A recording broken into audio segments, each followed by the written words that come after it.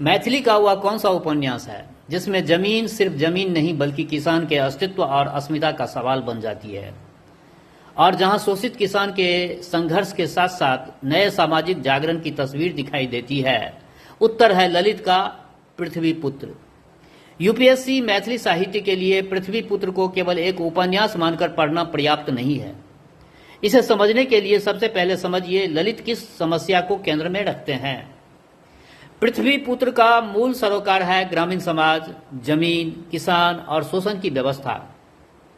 उपन्यास में सामंती जमींदारी व्यवस्था और उसके कारण पैदा होने वाले सामाजिक तनाव को सामने रखा गया है। एक ओर शोषित किसान है, दूसरी ओर वह व्यवस्था है जो उसके श्रम और अधिकार पर नियंत्रण रखती है। लेकिन ललित केवल समस्या का चित्रण नहीं करते हैं, उनके यहाँ संघर्ष के माध्यम से चेतना का विकास होता है। किसान अपने अस्तित्व और अधिकार के प्रति जागरूक होता है। इसलिए पृथ्वीपुत्र को किसान के नवजागरण और सामाजिक परिवर्तन के उपन्यास के रूप में भी देखा जा सकता है। उपन्यास में कल्पू और बिजली का प्रेम भी कथानक को मानवीय धरातल देता है।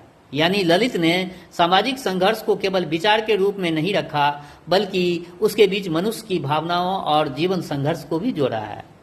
ललित का आशय क्या है? आशय बिल्कुल स्पष्ट है।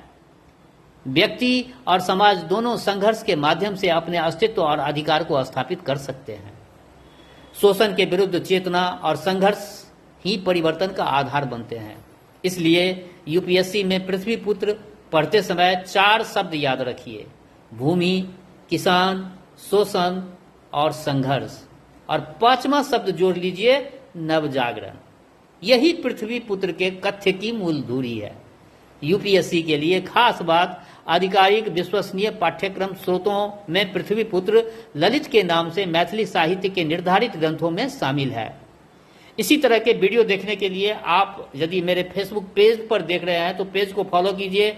यदि यूट्यूब चैनल पर देख रहे हैं तो चैनल को जरूर सब्सक्राइब कीजिए। मैं इसी तरह का यूपीएससी से संदर्भित वीडियो लेकर के नित्य आता हूँ। धन्यवाद।